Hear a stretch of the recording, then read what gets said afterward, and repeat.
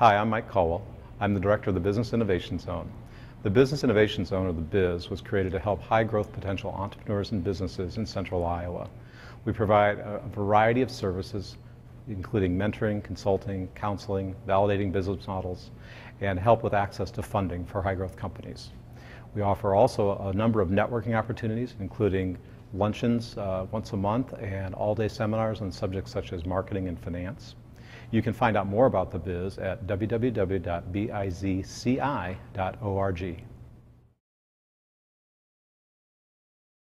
So we've talked about who being on first.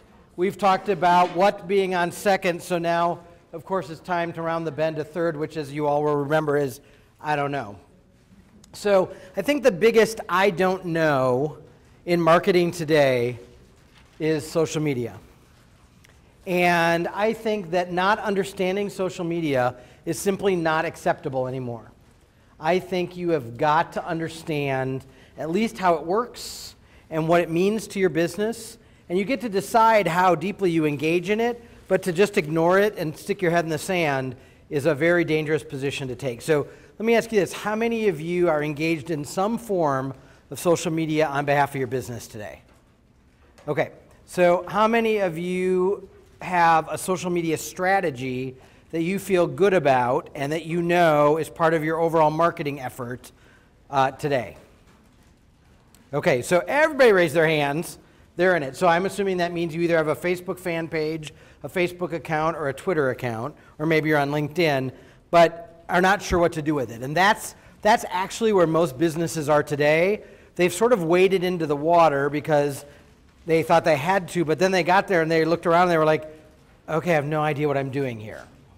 So here are a couple things that I think are really critical for us to understand as business people. So today, and actually this result is a couple years old now, it was late 2008, so I'm sure that number has grown. But today, if you were to Google any of the 20 big brands, Ford, Coca-Cola, Disney, more than 25% of what you would get on Google is content that was created by people like you and me. Has nothing to do with the company, may or may not be accurate, but other people are out there creating a whole lot of content. And the reason that that's happening is because, of course, it's easy to do today. Anytime a business ticks you off or you're not happy with it, you know, there was a guy locally here who went into a locally owned donut shop. The owner told him to screw off, but he didn't use quite that language. Well, so the guy went back in, he had his flip camera with him, engaged with the man again, got it all on video, and it was on YouTube 50 minutes later. So we need to understand that a lot of things that are being said out there about us are not what we are putting out there. So in the good old days, before, you know, YouTube and Facebook and all of that, we didn't have the tools, unless we knew code and all of that, we didn't have the tools to create web content. And so the only ones who could create web content were the companies that were generating content for their own companies. But now today, so if I said to you 10 years ago, hey, can you find a video of somebody blending an iPhone and email it to me, you would have said, A, I have no idea where I'd find a video. B, why would anyone ever blend an iPhone? And C, I don't know how to send you video. But if I said that to you today, while you're sitting in your chair, most of you could pull out your smartphone, go to YouTube, find the Blend Tech video, and email it to me in the flip of an eye, right? So all of a sudden, the tools have made it possible for everyone to create content, and they are.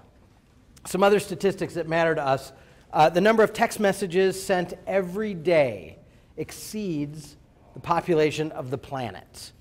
And keep in mind that kids 25 and younger are digital natives. They grew up having cell phones. Everybody 25 and older, at some point in their life, didn't have a cell phone.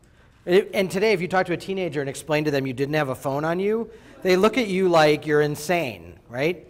But, so imagine if that's the number now, with half the population not being a digital native and the other half being a digital native. Imagine what that number is going to be like when today's 15-year-olds are 45.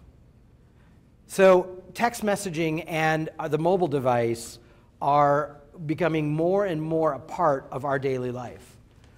And it's not just kids. 57% of adults are texting on a regular basis. I'm pretty sure that most adults were taught how to text by their children. But tomorrow's parents grew up with cell phones, so that no one's going to have to teach them how to text. So the numbers get bigger and bigger.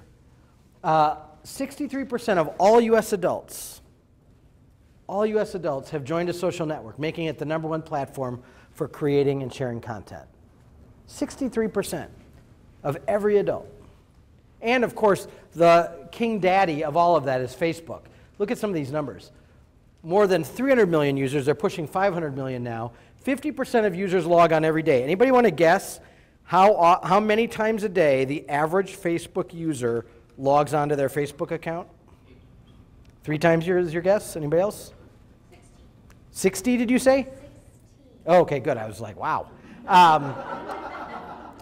It's actually 7.4 times a day on average.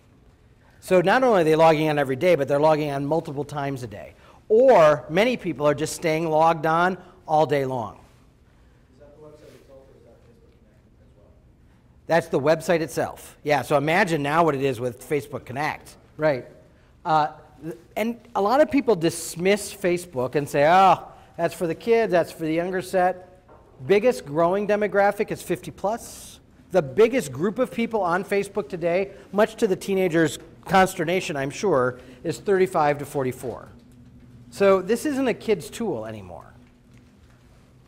Twitter, which a lot of people dismiss, more than 50% of all C-level executives, 40 and younger, are on Twitter every day. So probably cannot be dismissed either.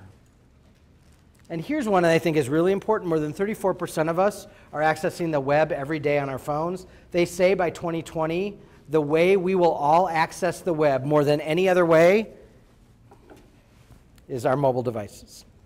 So everything is moving to 24/7. I have the web with me. I have my email. I can, text message. I can hop on the internet all the time. And of course, every phone comes preloaded with all of those social media tools to create more content. So that 25% is just going to keep growing because everybody out there is creating content. So we need to be there, right? That makes sense. We need to be there, and that's where everybody's at, so we all jump out and we do something. But the question for a lot of people is where? There's so many different places to be, and there are so many different social media outlets. How do I know which ones that I should pay attention to? How do I know which ones will be in a business 6 months from now?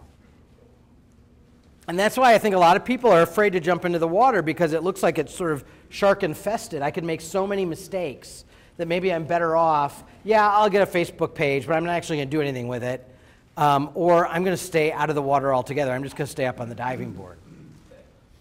So I want to tell you a couple quick stories. This is a gentleman named Paul McEnany, and Paul is a marketing guy who lives in Texas.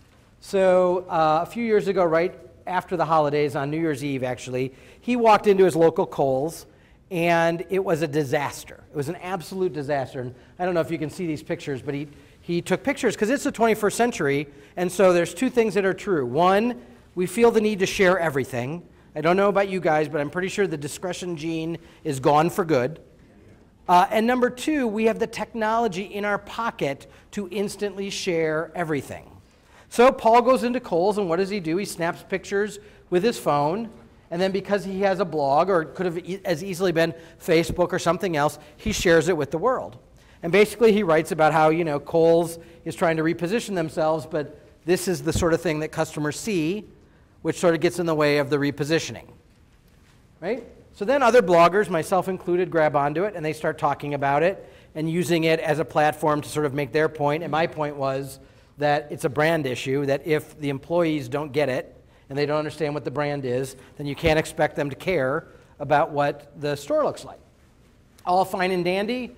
So 11 days later, Kohl's finally gets wind of it, okay, and it's been going on this whole time. And after I promise you, they sat around a conference room table discussing it and tried to decide how to respond, and they wrote in a committee fashion, which you all know is the best way to write. They wrote in the committee fashion a response. And the response is, and my eyes are too old to see it on the screen, Please know that it is our top priority. The VP of Public Relations left this on his voicemail.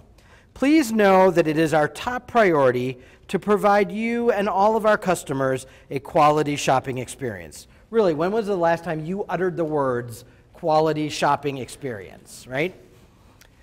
I'm very sorry that you recently encountered an unacceptable store environment and from your pictures, clearly not up to our standards. I have advised our senior level management, they've been made aware, and they're highly committed to addressing it.